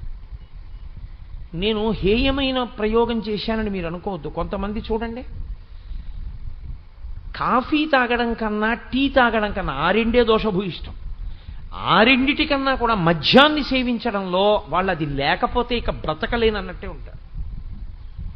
ఇది అది రుచి ఎందు బాగా నిలబడిపోయింది. నిలబడిపోయి నువ్వు ఇది తాగితే చచ్చిపోతావురా అని డాక్టర్ గారు చెప్పినా సరే చచ్చిపోయినా పర్వాలేదు కొంచెం తాగుతానంట. అంటే అంత వాసనా బలం కింద పట్టుకుంటుంది. ఇప్పుడు దీన్ని వ్యామోహం కింద మారుస్తుంది. మార్చి దానికి ఉన్న తమాషా ఏమిటంటే అది ఆఖరి ఊపిరి ఉన్నంతసేపు ఉంటుంది కదండి, ఆఖరి ఊపిరి ఆగిపోతోంది దానికి తెలుస్తుంది. ఆఖరి ఊపిరి ఆగిపోతోందని తెలియగానే 5 జ్ఞానేంద్రియములలో ఉన్న శక్తుల్ని ఉపసంహారం చేస్తుంది మనస్సు. మనస్సుకొక్కదానికే ఆ శక్తి ఉంది, దానికి ఉపసంహార ప్రక్రియ తెలుసు. అందుకే మీకు నిద్ర ఎందది ఏం చేస్తుందంటే జ్ఞానేంద్రియములలో ఉన్న శక్తుల్ని ఉపసంహారం చేసి తనలోకి తీసుకుంటుంది. కన్ను కొంచెం తెరిచి ఉంటుంది, కానీ మీరు ఆయన కంటి ఎదురుగుండా తీసుకెళ్ళి ఓ పువ్వు పెట్టారనుకోండి ఆయన ఏం చూడడం. కంటిలో చూడగలిగిన శక్తిని మనసు లాగేసుకుంటుంది తనలోకి. చెవి పక్కకెళ్ళేదో మాట్లాడారనుకోండి ఆయనకి వినపడదు, చెవి వింటుంది. ఎందుకంటే ఒక శబ్ద ప్రకంపన వస్తే దీనిలో ఉన్నటువంటి కర్ణభేరి కదులుతుంది. కర్ణభేరి కదిలితే చెవికి వినపడుతుంది ఆ మాట. కాబట్టి చెవి వింది, కానీ ఆ మాటని మనసు పుచ్చుకోదు. ఎందుకంటే వినగలిగిన శక్తిని లాగేసి తనలో పెట్టేసుకుంటుంది. చర్మం మీరు ఇలా ముట్టుకున్నారనుకోండి తెలియదు, స్పర్శేంద్రియ శక్తిని లాగి తనలో పెట్టుకుంటుంది. పెట్టుకుని కాసేపు ఏం చేస్తుందంటే ఈ 5 తన ఎందుంచుకుని తాను ఒక తమాషా చేస్తుంది కాసేపు. అందుకే సృష్టి స్వప్నావస్థతో పోలుస్తుంది వేదాంతం. స్వప్నావస్థ సృష్టికి ప్రతీక. అది ఏం చేస్తుందంటే తనకి ఏది ఇష్టమో దాన్ని చూపిస్తుంది. ఈ కంటి శక్తి తనలో పెట్టుకుంది కదూ. ఇప్పుడు ఆ శక్తిని తనలో పెట్టుకుని మీరు ఎప్పటి నుంచో చూద్దామనుకుంటున్న కాశీ పట్టణాన్ని తనకి చూపిస్తుంది. విచిత్రం ఏమిటో తెలుసా అండి? తను చూడండి చూపిస్తుంది. తను చూడండి కూడా ఊహతో చూపిస్తుంది. ఎలా చూపిస్తుందో తెలుసా తమాషా? ఒక్కొక్కసారి ఏదో నేను ఇక్కడ ఉపన్యాసాలు అయిపోయిన తర్వాత ఇంకో ఊరు ఉపన్యాసాలకు వెళ్ళవలసి ఉందనుకోండి. నేను రాత్రి పడుకుని నిద్రపోయే ముందు నేను అక్కడికి వెళ్ళిన తర్వాత నాకు గోపాలకృష్ణ గారికి కలిపి వాళ్ళు ఒక గది ఇస్తారా, నాకు గోపాలకృష్ణ గారికి 2 గదులు ఇస్తారా? ఒకవేళ ఒకే గది ఇస్తే గోపాలకృష్ణ గారు చాలా ఇబ్బంది పడిపోతారే. నేను పడుకున్న మంచం మీద ఆయన పడుకోరు, నేను కూర్చుంటే నాతో సమానంగా కుర్చీలో కూర్చోరు, నేను ఏదైనా తింటుంటే ఆయన తినరు, నేను తింటే తప్ప తినరు, ఆయన చాలా ఇబ్బంది పడిపోరు పాపం. వేరే గది ఉంటే ఆయనకి ఇబ్బంది ఉండదు, పడుకోవాలనుకుంటే కాసేపు పడుకుంటారు. వీళ్ళు 2 గదులు ఇస్తున్నారా, ఒక గది ఇస్తున్నారా అడగడం మర్చిపోయానే అని నేను అనుకున్నాను అనుకోండి. అది తన ఊహలతో నాకు ఇవ్వబోయే విడిదోటి చూపిస్తుంది. నేను అక్కడికి వెళ్ళినట్టు, ఓ గది ఇచ్చినట్టు, ఆ గదిలో ఒకటే ఫ్యాన్ ఉన్నట్టు, అది తిరుగుతున్నప్పుడు పెద్ద చప్పుడు వస్తున్నట్టు, ఆ ఫ్యాన్ కింద తీరా సింగిల్ కాట్ ఉన్నట్టు, గోపాలకృష్ణ గారు కింద పడుకున్నట్టు, గోడల మీద బొద్దింకలు ఉన్నట్టు, దోమలు. అయ్యో ఈయన ఎలా పడుకుంటారు పాపం, ఇదేమిటి వీళ్ళని అడుగుదామంటే వీళ్ళందరూ వెళ్ళిపోయారు ఉపన్యాసం అయిపోయాక, అడగడం మర్చిపోయానని నేను బెంగ పెట్టుకుంటున్నట్టు, ఈ బెంగలో ఉలిక్కిపడి నేను లేచినట్టు, దిక్కుమాలలో కూడా నిద్దట్లో కూడా ఇంకా నాకు ఈ విడిదిలు ఉపన్యాసాలేనా అని మళ్ళీ 2 గుటకలు నైలు దాకా పడుకున్నాను అనుకోండి, ఊరుకుంటుంది. ఇవన్నీ ఎక్కడివో తెలుసా అండి? మీరు పడుకోబోయే ముందు ఆ కంటిలోని శక్తిని ఉపసంహారం చేసి తనేది చూపించాలనుకుంటుందో అది చూపిస్తుంది. కాశీ చూపిస్తుంది, కత్తెట్టుకు మీ మీద పడ్డవాడిని చూపిస్తుంది. అందుకే నిద్దట్లో ఉలిక్కి పడుతుంటాడు, ఒక్కొక్కడు భయపడుతూ ఉంటాడు నిద్దట్లో. ఆ తర్వాత ఏం చేస్తుందో తెలుసా అండి? అది అలిసిపోతుంది. ముందు జ్ఞానేంద్రియాలు అలిసిపోతాయి, శక్తి లాగేస్తుంది. తర్వాత కళ చూపించి చూపించి అది కూడా అలిసిపోతుంది. అలిసిపోయి ఇంకా తను సంకల్ప వికల్పాలు చెయ్యలేక ఏం చేసేస్తుందంటే ఆ ఇంద్రియ శక్తుల్ని పట్టుకుని మనస్సు ఆత్మలోకి వెళ్ళిపోయి ఊరుకుంటుంది. ఇప్పుడు ఇంద్రియ శక్తులు మనస్సు కూడా ఆత్మలోకి వెళ్ళిపోతే మనస్సు ఎప్పుడైతే లేదో సమస్త అహంకారములు అణిగిపోతాయి.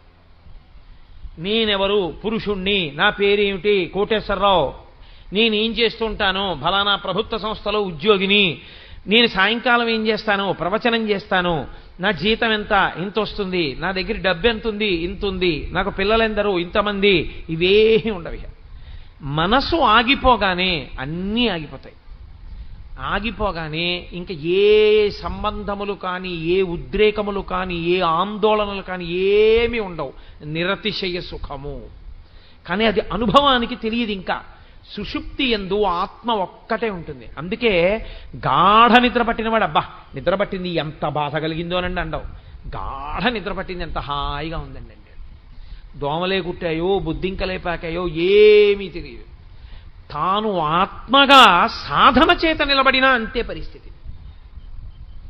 అక్కడికి వెళ్ళడమే చాలా కష్టం, ఆ సమాధికి వెళ్ళడమే చాలా కష్టం. కాబట్టి ఇప్పుడు మనసుకున్న లక్షణం ఏమిటంటే రుచి వాసన, రుచి వాసన, రుచి వాసన, రుచి వాసన, ఇవే పట్టుకుంటుంది. ఈ పట్టుకోవడంలో ఇది చేసే తమాషా ఏమిటో తెలుసా అండి? కొన్నిటి యందు బాగా నిలబడిపోతుంది. ఇందులో ప్రధానంగా దేని యందు నిలబడుతుందంటే, ఒకటి భార్య యందు నిలబడుతుంది. అయ్యో ఈ పిచ్చిది ఏమైపోతుందో, నేను వెళ్ళిపోతున్నాను, ఇది ఏమైపోతుందో, ఇది ఏమైపోతుందో, ఇది ఏమైపోతుందో అని దాని బలహీనతలు జ్ఞాపకానికి వచ్చి ఇది ఉన్నది ఉన్నట్లు మాట్లాడేస్తుంది, కోపం వస్తే దాచుకోలేదు, రేపు పొద్దున్న గబుక్కుని 10 మందిలో ఏమైపోతుందో, ఇది పిల్లల దగ్గర గబుక్కుని సరి అయినటువంటి ఆదరణ తెచ్చుకోలేకపోతే దీని జీవితం ఎలా ఉంటుందో అని బెంగెట్టుకుంటాడు. బెంగెట్టుకుని వెళ్ళిపోతే అదే ఆలోచిస్తూ ఉండగా ప్రాణోత్క్రమణమునందు కూడా నిద్రయందు ఏ ప్రక్రియో అదే ప్రక్రియ పట్టుకుంటుంది మనసు. అది ఉపసంహారం చేస్తుంది. కంటిలోని శక్తిని లాగేస్తుంది, చెవిలో శక్తి లాగేస్తుంది, నోట్లో రుచి శక్తిని లాగేస్తుంది. అన్నీ లాగేసి బయటికి వెళ్ళిపోవడానికి మార్గాన్ని వెతుక్కుంటుంది. ఇంకా ఊపిరి ఆగిపోతుంటే ఎట్నుంచి వెళ్ళిపోను అని. అప్పుడు ఈశ్వరుడు నిర్ణయం చేస్తాడు. ఏ ఆలోచనతో వెడుతోంది, ఏ వాసనతో వెడుతోంది. ఆ వాసన ఈశ్వరుడి గురించి అయితే ఒకలా వెడుతుంది, ఆ వాసన లౌకికమైన వాటి గురించి అయితే ఒకలా వెడుతుంది. ఆ వెళ్ళేటప్పుడు 9 రంధ్రములలోంచి వెళ్ళాలని లేదు. రోమకూపములుంటాయి, అందులోంచి నెత్తురు పైకి రాదు, ఒక్క చెమట పైకి వస్తుంది. ప్రతి వెంట్రుక యొక్క కుదురు మొదలు భాగంలోంచి లోపల ఉన్న నీరు పైకి వస్తోందంటే అది రంధ్రమే. కానీ ఈశ్వరుని యొక్క నిర్మాణ ప్రక్రియలో ఉన్నటువంటి ఘనత ఏమిటంటే నెత్తురు పైకి రాదు, అందులోంచి రోమకూపములలోంచి కూడా వెళ్ళిపోతుంది. ఆఖరి ఊపిరి ఆగిపోగానే ఇక తను కదలడానికి అవకాశం ఉండదని బయటికి వెళ్ళిపోతుంది ఆ శరీరంలోంచి. వెళ్ళిపోయినప్పుడు ఇంద్రియ శక్తుల్ని కూడా తీసుకుని బయటికి వెళ్ళిపోతున్నాడు.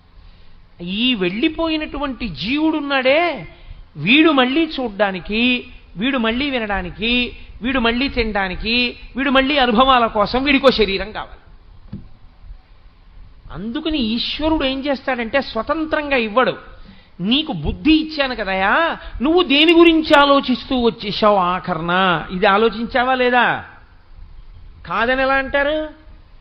రుచి వాసన, వాసన దేని మీద నిలబడిందో దానికి అనుగుణమైన శరీరాన్ని ఇస్తాడు.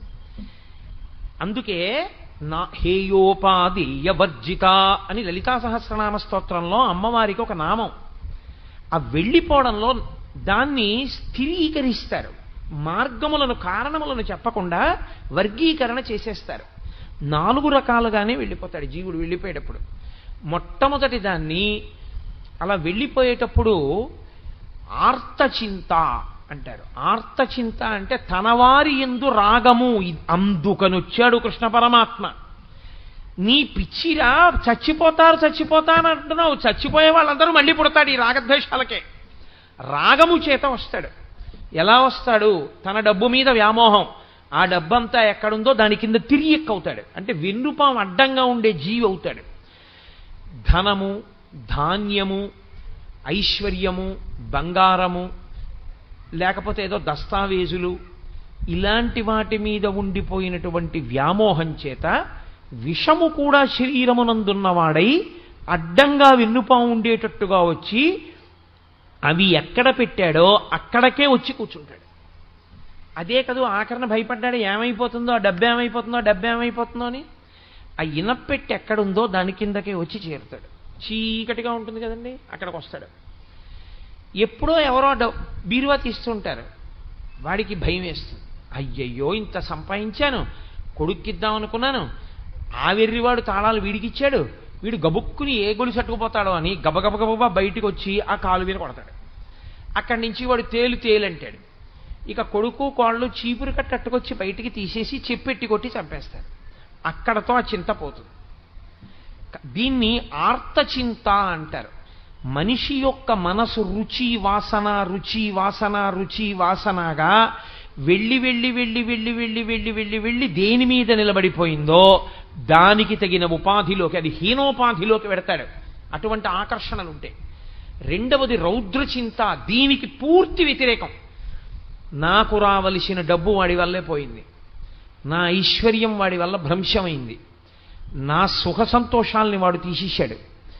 అప్పుడు కూడా మనసు దాన్నే పట్టుకుంటుంది, వాడి గురించే ఆలోచిస్తుంది. అది రౌద్రచింత. ఇప్పుడు బాగా దాన్ని పట్టుకోవడం వల్ల ఏమవుతాడంటే చచ్చిపోయే ముందు కూడా మనసుకి అలవాటు అయిపోయి అదే ఆలోచించడం, వాడి గురించే ఆలోచిస్తూ వెళ్ళిపోతాడు. రౌద్రచింత అయి వాణ్ణి పాడు చేయడానికి ఎడతాడు. పావుగానో తేలుగానో జెర్రిగానో వాణ్ణే కరవడానికి ఎడతాడు. వెళ్ళి వాణ్ణి చంపడానికి కూర్చుంటాడు అక్కడ. రౌద్రచింత. అప్పుడు తిరియక్కైపోతాడు. ఈ శరీరాన్ని వదిలిపెట్టి వెన్నుపాం ఇలా నిలువుగా పెరగదిహ, వెన్నుపాం అడ్డంగా పెరిగే ప్రాణి అయిపోతాడు. అడ్డంగా పెరిగేవేవి ఇక బుద్ధితో కర్మ చెయ్యలేవు. అదే గుర్తు. తిరియక్కంటే వెన్నుపాం అడ్డంగా వచ్చిందంటే ఇక బుద్ధి లేదు అని. అప్పుడు తిరియక్కుగా వెళ్ళి రౌద్రచింత చేత ఎవరి మీద శత్రుత్వం పెట్టుకున్నాడో అక్కడ కూర్చుంటాడు. మూడవది శుక్లచింత. శుక్లచింత అంటే శాస్త్రమును గురించిన పరివేదన. అరే నా జన్మాంతరంలో నాకు ఎప్పుడు తెలుస్తాయిరా ఇవన్నీ, నేను ఎప్పుడు చదువుతాను భగవద్గీత, నేను ఎప్పుడు చదువుతాను రామాయణం, నా జీవితంలో నేను ఎప్పుడైనా ఒక్క శ్లోకం విడిచిపెట్టకుండా 24,000 శ్లోకములు చాలా జాగ్రత్తగా పట్టి పట్టి రామాయణంలో చదివి టీక చదివి తాత్పర్యం చదివి 24,000 శ్లోకాల్ని అత్యంత గౌరవంగా మర్యాదగా భక్తిగా చదివానా? చదవలేదు. మహాభారతం 18 పర్వాలు నేను చదివానా? 50 సంవత్సరముల వయస్సు దాటిపోయింది, 18 పర్వాల పుస్తకాలు చదవలేదు. భాగవతం 12 స్కందాలు చదివానా? నా జన్మలో నేను చదవలేదు. ఇవేమీ చదవలేదు శాస్త్ర సంబంధమైనవి. నీకెక్కడి నుంచి వస్తుంది బుద్ధి రమ్మంటే? ఏతత్ శాస్త్రం ప్రమాణంతే. నీకు ప్రమాణం ఎలా తెలుస్తుంది అసలు? నీకు ప్రమాణమే తెలియలేదు, ఇక నీ జీవితానికి ఉద్ధరణ ఏమిటి? ఇక ఉద్ధరణ అన్న మాటే లేదు. కాబట్టి ఇప్పుడు ఏమవుతుందంటే తాపత్రయపడ్డాడు. అరే, నేను ఇవేవి విచారణ చేయలేదు, నేను తెలుసుకోలేకపోయాను, నాకు ఇవేవి తెలియవు, నేను ఏ గురువు గారి దగ్గర కూర్చోలేదు, నేర్చుకోలేదు, సాధన చేయలేదు, వినలేదు. అయ్య బాబోయ్, ఆయుర్దాయం ఏం ఆయుర్దాయం అండి? ఓ 70 ఏళ్ళు బతికితే అందులో 20 ఏళ్ళు వచ్చేంత వరకు అసలు సరిగ్గా ఏమీ తెలియదు, 20 ఏళ్ళు వచ్చిన తర్వాత 40 ఏళ్ల వరకు వ్యామోహాలు, 50 నుంచి 70 ఏళ్ల వరకు 20 ఏళ్ళు చింత, మిగిలిపోయిన 10 ఏళ్ళు అక్కర్లేని విషయాలన్నీ పట్టుకున్నాం. బాలస్తావ క్రీడాసక్త, తరుణస్తావ తరుణీసక్త, వృద్ధస్తావ చింతాసక్త, పరసే బ్రహ్మణి కోపినసక్త.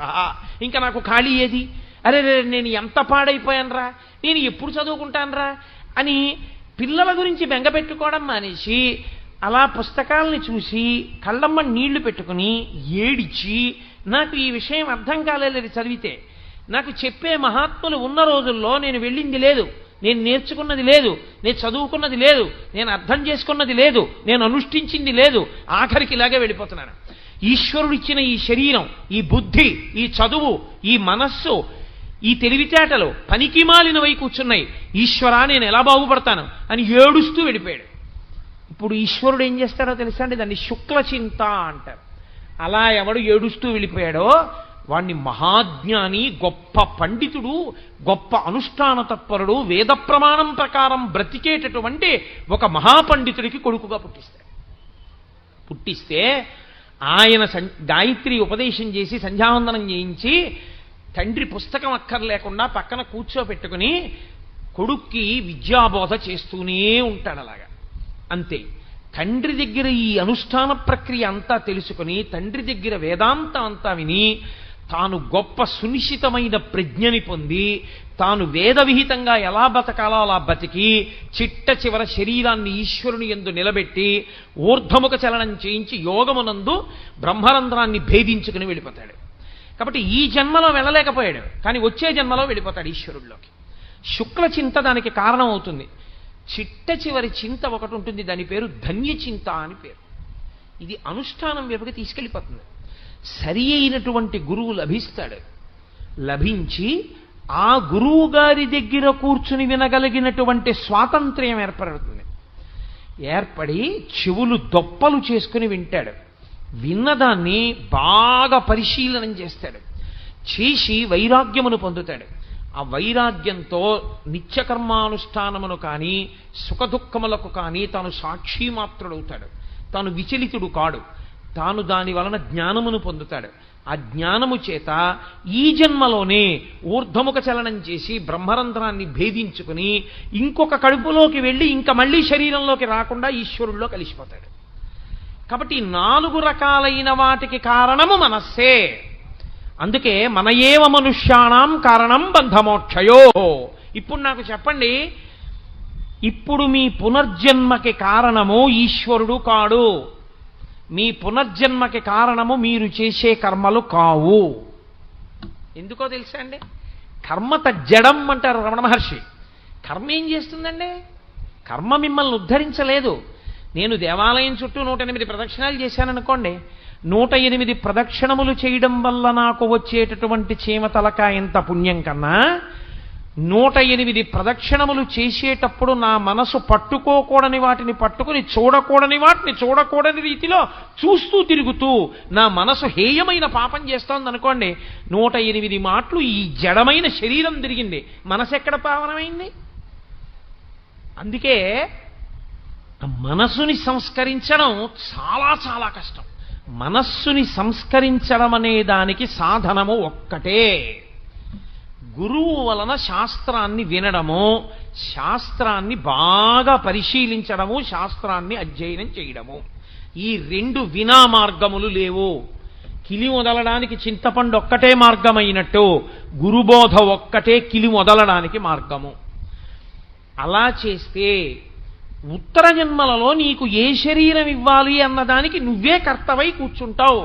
తథా దేహాంతర ప్రాప్తి ధీర తత్ర నముహ్యతి. అప్పుడు ఆయన బెంగపెట్టుకోడు.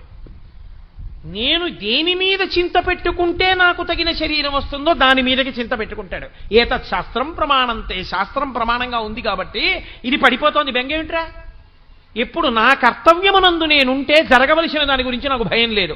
నా కర్తవ్యాన్ని వదిలిపెట్టేస్తే, ధర్మమునందు వైక్లభ్యమును పొందితే నేను పొందవలసిన దానిలో చిత్రమైన భయం వస్తుంది. క్షత్రియుడుగా తన కర్తవ్యం తాను చేయడంలో విఫలుడవుతున్నాడు అర్జునుడు. అందుకని పిరికి పందా నపుంసకుడా లే, క్షుద్రం హృదయ దౌర్బల్యం త్యక్తోత్తిష్ట పరంతప. ఏమిటి హృదయ దౌర్బల్యం? విడిచిపెట్టి లే. కాబట్టి ఏడు చచ్చిపోతారంటే ఏంటి?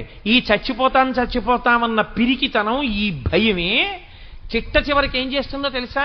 బతికున్నన్నాళ్ళు వ్యామోహాలకి, చిట్ట చివరి ఆ వ్యామోహంలో నిలబడడానికి, పునర్జన్మ గురించినటువంటి భయంతో చచ్చిపోతున్నానని బెంగ పెట్టుకుని పిరికితనంతో వెళ్ళిపోవడం వల్ల పొగలు కమ్మినటువంటి చీకటి కమ్మిన దక్షిణ మార్గంలో ప్రవేశించి పునర్జన్మలో మళ్ళీ అనేకమైనటువంటి దెబ్బలు తిని యాతనలు అనుభవించి అడ్డంగా వెన్నుపాము ఉన్నటువంటి జన్మలోకి ప్రవేశిస్తావు. ధీరుడవు కా. ధీరుడైన వాడికి భయం లేదు. వాడు శాస్త్రమును గురించే విచారణ చేస్తాడు. శహభాష్, పడిపోతోంది, అయిపోయింది, పండిపోతోంది. ఒక పువ్వు పిందె అయిపోతుంది, ఇది పువ్వుగా వచ్చింది, పిందెగా మారుతోంది. పిందె కాయ అయింది, కాయ పండైంది, పడిపోయింది. గొంగళి పెరుగు సీతాకోక చిలుగైంది. ఏనాడు మార్పు మొదలైందో ఆనాడు నా మృత్యువు మొదలైంది. కాబట్టి శరీరం పడిపోతుంది, దాని ధర్మం అది, పడుతోంది. కానీ హేయమైన దాంట్లోకి నేను వెళ్ళిపోకూడదు, ఉత్తమమైన దాంట్లోకి వెళ్ళాలి. వెళ్ళడానికి నేనే కర్తని. నేనేం చేస్తానన్న దాన్ని బట్టి నేను నిలబడతాను. ఆ కర్త అన్నప్పుడు నేనేం చెయ్యాలి అన్నది నా ఇష్టం వచ్చినట్టు చేయడం కాదు, ఎవడేం చెప్తే చేయడం కాదు. ఏతత్ శాస్త్రం ప్రమాణంతే. ఈశ్వరుడు ఏం చెప్పాడో అదొక్కటే ప్రమాణం. ఈశ్వరుడు చెప్పింది వేదం, వేదమే ప్రమాణం. కాబట్టి ఆ వేదమునందు ఉపనిషత్తుల అంతర్భాగం, ఆ ఉపనిషత్తుల యొక్క సంఘాతమే భగవద్గీత.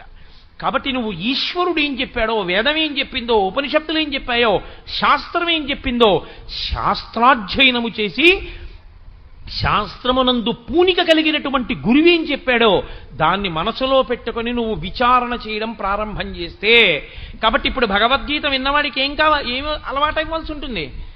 దేహినోస్మిన్ యదా దేహే కౌమారం యవ్వనం జరా తథా దేహాంతర ప్రాప్తి. కాబట్టి ఈ శరీరం వదిలితే ఇంకో శరీరంలోకి ఎడతాను, భయం లేదు. నా మనసుని సంస్కరిస్తాను. ఇవాళ నుంచి నా మనసు దేన్ని పట్టుకోవాలో దాన్ని పట్టుకోవడం వైపుకి దీన్ని తిప్పుతానిక. ఇది అభ్యాసం. లొంగని గుర్రాన్ని లొంగదీయడం, లొంగతీయగలిగినటువంటి ప్రజ్ఞ కొంతమందికే ఉంటుంది. మహాభారతంలో అర్జునుడి గురించి చెప్తూ అంటారు, గుర్రములను లొంగదీయగలడు అంటారు. అలా నీ మనసుని నువ్వు లొంగదీయగలిగితే, అక్కరమాలిన పిశినారితనం నుంచి నువ్వు వినిర్ముక్తం కాగలిగితే, అక్కరమాలిన కామం నుంచి నువ్వు విముక్తం కాగలిగితే, నీ కామము ఈశ్వర కామముగా నువ్వు మార్చగలిగితే, నువ్వు చేసే క్రియలన్నీ ఈశ్వరుడు యొక్క ప్రీతి కొరకు నువ్వు చేస్తే, దాని వలన ఈశ్వర ప్రీతి నీకు కలిగితే, నీకు ఎప్పుడూ భగవంతుని యొక్క ప్రీతి పొందడం కోసం బ్రతకడం అలవాటైపోతే, ఆనాడేమవుతుందంటే నువ్వు చేసే ఏ పని నీ మెహర్బానీ కొరకు కాదు, నీ గొప్పతనం కొరకు కాదు. దాసి ఇల్లు ఊడిస్తే దేనికి తుడుస్తుందంటే, మా అయ్యగారు సంతోషిస్తారా లేదా, చక్కగా తుడిచావే ఇల్లు అంటాడా అయ్యగారు? బట్టలు ఉతికింది, ఎంత చక్కగా ఉతికి పెట్టావే పంచ, కూర్చుని పూజ చేశా, పూజ చేయడం వల్ల పంచంతా పసుపు పడింది, ఎంత బాగా ఉతికావు, పసుపు మరక కూడా లేకుండా ఉతికేశావు అని అయ్యగారంటే దానికి సంతోషం. అయ్యగారి ప్రీతి కొరకు అన్ని పనులు చేసిన దాసిలా నువ్వు చేసే పనులు నీ మెహర్బానీ కోసం చేయకూడదు. నువ్వు చేసే ఏ పనైనా ఈశ్వర ప్రీతి కొరకు చేస్తుండాలి. ఈశ్వరుడు ప్రీతి పొందాలి అంటే ధార్మికం ఒక్కటే మార్గం. కాబట్టి చేసి ఈశ్వరార్పణం చేయాలి. ఈశ్వరా, మీరు మా చేత చేయించారు, ధన్యుణ్ణి చేశారు తండ్రి, ఏతత్ ఫలం సర్వం శ్రీ ఉమామహేశ్వర పరబ్రహ్మార్పణమస్తు. అలా నువ్వు నిలబడగలిగితే, ఎప్పుడూ నిన్నొకడు చూస్తున్నాడు యజమాని, వాడు ఆఖరణ తీర్పు చెప్తాడు కాబట్టి నేను వాడి ప్రీతి కొరకు ఉండడం అలవాటైపోతే, శంకరులు వైరాగ్య శతకంలో చెప్తారు చిట్ట చివర, ఆఖరణ వెళ్ళిపోయేటప్పుడు పనిపిల్ల చూడండి, ఆఫీసులో పనిచేసే వాళ్ళు ఆఫీస్ టైం అయిపోతే వెళ్ళిపోతారు. పనిపిల్ల వెళ్ళిపోయేటప్పుడు టైం అయిపోయిందని వెళ్ళిపోదు, అమ్మగారు ఇంకా బయలుదేరుతున్నానంటుంది. అది అయిపోయిందా, ఇది అయిపోయిందా అని అడుగుతుంది. అది అయిపోయింది అమ్మగారు, ఇది అయిపోయింది అమ్మగారు. ఒక్క చిన్న పని చేయాలి, ఎవరో మామిడికాయలు పంపించారు, కాస్త 50 మామిడికాయలు తరిగి పెట్టాలి. అమ్మ సాయంకాలం 1 గంట ముందు వచ్చి తరిగి పెడతానమ్మా, కాస్త ఇంట్లో పిల్ల ఏడుస్తోంది, ఒళ్ళు వేడిగా ఉంది, వెళ్ళిపోతానమ్మా అంది. సరే వెళ్ళు, అయితే సాయంకాలం తొందరగా రా. ఒకవేళ పిల్లకి ఒళ్ళు వేడి ఎక్కువ అయితే రాకు, పర్వాలేదు, రాకపోయినా నేను తరుక్కుంటానని యజమానురాలు అందనుకోండి, అప్పుడు వెళ్ళిపోతుంది. వెళ్ళిపోయేటప్పుడు కూడా అనుమతి అడిగి వెళ్ళిపోయిన దాసిలా ఇందులోంచి వెళ్ళిపోయేటప్పుడు కూడా ఈశ్వర కరుణామయుడవై నా యందు అనురక్తితో నేను పాపాలు చేశానని మనసుతో చేసిన పాపం పోగొట్టుకోవడానికి మనసుని, శరీరంతో చేసిన పాపం పోగొట్టుకోవడానికి శరీరాన్ని, వాక్కుతో చేసిన పాపం పోగొట్టుకోవడానికి వాక్కుని, మూడింటినీ కలిపి జీవుణ్ణి శరీరంలో పెట్టి నాకు ఇది ఇచ్చావు. నా చేతనైనంత వరకు జాగ్రత్తగా ఉన్నాను, నీ ప్రీతి పొందాను అనుకుంటున్నాను. ఒకవేళ నేను తెలిసో తెలియకో అక్కడక్కడా శాస్త్రాన్ని ఉల్లంఘించి దీనితో అపరాధములు చేసి ఉంటే తండ్రి క్షమించు, వచ్చేస్తున్నాను, నీ పాదపంజరంలోకి వచ్చేస్తున్నానని పరమభక్తితో దీన్ని విడిచిపెట్టాడు అనుకోండి, ఈశ్వరుడు వాణ్ణి తనలోకి కలిపేసుకుంటాడు, శుక్లచింత కింద మారిపోయాడు. అథవా ధన్యచింత కింద ఉన్నాడు, లేదా మహోత్కృష్టమైన జన్మస్తుంది. అందుకే అక్కడక్కడ మీకేమవుతుందో తెలుసా అండి, శుక్లచింత ఘనీభవించిన నాడు గురువుగారి ప్రమేయం కూడా లేకుండా తనంత తానా జన్మలో జ్ఞానం వస్తుంది. కానీ కోట్ల కోట్ల కోట్ల కోట్ల మందిలో ఒక్కడే ఆ మినహాయింపు, ఆయన ఆదర్శము మాత్రము కాడు. తాను శిష్యుడు కానివాడు లోకానికి ఎలా గురుత్వాన్ని నేర్పుతాడు? ఎక్కడో ఉంటారు కోట్ల కోట్ల మందిలో ఒక్కడుంటాడు గురువు అవసరం లేకుండా తరించినవాడు, కానీ ఆయన మీకు ఆదర్శము కాలేడు. ఎందుకంటే మీరు ఆ స్థాయిని పొందినవారు కారు. మీరు ఆ స్థాయిని పొందినవారైతే మీరు అలాగే ఉండి ఉండేవారు కాదు. కాబట్టి మీరు గురువుని ఆశ్రయించవలసిందే తప్ప మీరు గురువుని ఆశ్రయించనంటే కుదరదు. గురువుని ఆశ్రయించి, శాస్త్రమును ఆశ్రయించి, మనసుని పరిపుష్టం చేసుకుని దాని వలన మంచి దేహమును పొంది ఉత్తర జన్మలలో ఆ శరీరంతో జాగ్రత్తగా పాపముల నుండి వినిర్ముక్తుడై మళ్ళీ ఈశ్వరుణ్ణి చేరుకునే ప్రయత్నం చెయ్యాలి. 12 నెలలు చదివాడండి పిల్లాడు. 12 నెలలు కాదు, 24 నెలలు చదివాడు. 24 నెలలు అంటే 36 నెలలు చదివాడు. 10th క్లాస్ దేనికి బాగా చదువుతారు? 10th క్లాస్లో 96% వస్తే ఇంటర్మీడియట్ స్టార్ బ్యాచ్లో వేస్తారని. 10th క్లాస్ అంతా బాగా చదువుకుంటే ఇంటర్మీడియట్ స్టార్ బ్యాచ్లో వేశారు. మంచి పెద్ద పెద్ద లెక్చరర్లు చదివే క్లాసులో కూర్చున్నాడు. 24 నెలల పాటు క్రికెట్ మ్యాచ్ కూడా చూడకుండా అదే పనిగా స్టాప్ వాచ్ పెట్టుకుని 90 నిమిషాల్లో 180 బిట్లు కరెక్ట్గా చేయడం దృష్టి కేంద్రీకరించి చేశాడు. ఇప్పుడు ఎంసెట్ పరీక్షకు వెళ్ళాడు. నువ్వంతకుముందు 36 నెలలు ఎంత సాధన చేశావన్నది ఇప్పుడు నువ్వు ఈ 3 గంటలో 2 గంటలో ప్రభుత్వం అనుమతించిన సమయంలో నీ దృష్టిని ఎంత పెడతావన్న దాని మీదే నీ జీవిత సుఖశాంతులు. ఎంత బాగా చదివినా ఆ 2 గంటలు నీకు పక్క నుంచి వస్తున్నటువంటి లౌడ్ స్పీకర్లో పాటల మీద దృష్టి ఉండిపోయింది. క్యాంపస్ సెలక్షన్లో ఉద్యోగం వచ్చేటటువంటి ఇంజనీరింగ్ కాలేజీలో నీకు సీట్ రాదు. నువ్వు ఒక సామాన్యమైన ఇంజనీరింగ్ కాలేజీలో చదువుకుని బయటికి వచ్చి పట్టా చేత్తో పట్టుకుని ప్రతి ఆఫీస్ ముందుకి వెళ్ళి ఉద్యోగం అడిగి చిట్ట చివరికి ఉద్యోగం రాకపోతే జెరాక్స్ సెంటర్లో 1000 రూపాయలకి బీటెక్ పట్టాతో నువ్వు ఉద్యోగం చేయవలసి ఉంటుంది. ఆ 3 గంటలు నువ్వు వినియోగించలేదు. నువ్వు వినియోగించి ఉంటే నువ్వు కూడా 100% క్యాంపస్ సెలక్షన్ ఉన్నటువంటి ఇన్స్టిట్యూట్లో ఇంజనీరింగ్ చదువుకుని ఇలా ఇంజనీరింగ్ కాలేజీలోంచి బయటికి వస్తూనే ప్రముఖమైనటువంటి గొప్ప ఆ సంస్థలో ఇంజనీర్ అయి నీకోసం వెంపర్లాడగలిగినటువంటి స్థితిలో ఒక గొప్ప కుటుంబంలో అందచందాలకి పేర్గాంచినటువంటి పిల్ల నీకు భార్య అయింది. నీకు భార్య అంత అందమైన పిల్ల వచ్చింది కాబట్టి అంత అందమైన పిల్లలు వచ్చారు. అంత గొప్ప మామగారు, అంత గొప్ప తండ్రి గారు, అంత గొప్ప ఐశ్వర్యం ఉంది కాబట్టి నువ్వు జీవితంలో అంత వృద్ధిలోకి వచ్చావు. వీటన్నిటికీ కారణం నువ్వు ఆ 3 గంటలు జాగ్రత్తగా ఒళ్ళు దగ్గర పెట్టుకోవడమే. ఈశ్వరుడు ఇచ్చే మనుష్య జన్మ కూడా ఎంసెట్ కూర్చునే 3 గంటల లాంటిదే. 70 సంవత్సరాల వయసు చాలా దీర్ఘాయుర్దాయం అని అనుకోకండి. 70 సంవత్సరాల వయస్సు మీరు కొన్నింటితో పోలిస్తే బహు తక్కువ. శబరిమలై వెళ్ళినప్పుడు చెట్లు కనబడతాయి. 5 నుంచి 6,000 సంవత్సరముల నుంచి ఉన్న చెట్లు. కొన్ని చోట్ల 10,000 సంవత్సరాల నుంచి ఉన్న చెట్లున్నాయి. కొన్ని చోట్ల ఇంట్లో దాచిపెట్టిన ఇలాంటి తివాచీలు చీమలు కొట్టేయకపోతే అవి 3 తరాలు 4 తరాల తర్వాత కూడా ఉంటాయి. ఒక్కొక్క ఇంట్లో అట్టెపెట్టేటటువంటి మంచినీళ్లు కాచుకునేటటువంటి వేడి నీళ్లు కాచుకునే రాగి బాయిలరు మా ముత్తాత గారి ముందు ఎవరో కొన్నారండి బాయిలర్ అన్నారు. ఆ బాయిలర్కు ఉన్నటువంటి ఆయుర్దాయం నీకు లేదు. నువ్వు చాలా తక్కువ నీ ఆయుర్దాయం. అందులో నీకు శాస్త్రం మీదకి దృష్టి వెళ్ళడానికి కావలసినటువంటి సమయం నిర్హేతుకంగా పోతోంది. చింత పట్టుకునే సమయం పనికి రాకుండా పోతోంది. సాధన చెయ్యగలిగిన సమయం కొద్దిగానే మిగులుతోంది. అక్కడ వైగ్లభ్యాన్ని పొందేశావా, తదాదేహాంతర ప్రాప్తి, భయంతో శరీరాన్ని విడిచిపెట్టి తిరియక్కవుతావు. ఒక్కసారి తిరియక్కైపోయాడా ఇక మళ్ళీ ఉచ్చులేసి చంపేస్తారు, కత్తుల పెట్టి నరికి చంపేస్తారు, శూలాలతో పొడిచి చంపేస్తారు, కర్రలతో కొట్టి చంపేస్తారు, రాళ్లు విసిరి చంపేస్తారు. తప్ప చచ్చిపోవడానికి కూడా స్వేచ్ఛ ఉండదు. తాను ఏ పుణ్యకర్మ చేయడానికి అవకాశం ఉండదు. ఇది ఒక్కసారి వదిలిపెట్టేశాడా అయిపోయిందంతే. ఆవు పాలు పట్టుకుని నమస్తేయస్తు భగవన్ విశ్వేశ్వరాయ మహాదేవాయ త్రయంబకాయ త్రిపురాంతకాయ త్రికాగ్నికాలాయ కాలాగ్నిరుద్రాయ అంటూ ఇక అభిషేకం చేయలేడు. ఇందులో ఉన్నంతసేపే, ఎంతసేపు ఉంటావు తెలియదు ఈశ్వరుడి శాసనం అయ్యేవరకే. ప్రతి క్షణం సద్వినియోగం చేసుకున్నావో ఉత్తర జన్మలు బాగుంటాయి, లేదో తిరుగుతూనే ఉంటాడు అలా. తదాదేహాంతర ప్రాప్తి. అలా ఎన్ని దేహాలు మారుతుంటావు ఈశ్వరుడు అవకాశం ఇస్తూనే ఉంటాడు. పోన్లే ఆ కర్మ క్షయం చేసుకో. కాబట్టి శరీరం ఎందుకు ఇస్తారో తెలుసా అండి? చేసుకున్న కర్మ క్షయం అవ్వడానికి ఇంకో అవకాశం. అప్పుడు చేసావుగా పాపం, దుఃఖం రూపంలో దీంతో అనుభవించి పోగొట్టుకో. వాళ్ళ మోకాలు మీ తన్నేవు, ఈ జన్మలో మోకాలు నిప్పు అనుభవించు. వాళ్ళు ఎవరో అన్నం తింటుంటే విస్తర లాగేశావు, ఈ జన్మలో షుగరు బీపీ ఉంటాయి. పచ్చడి అన్నం తినలేవు, లడ్డూ తినలేవు, నీ విస్తర లాగేస్తాడు.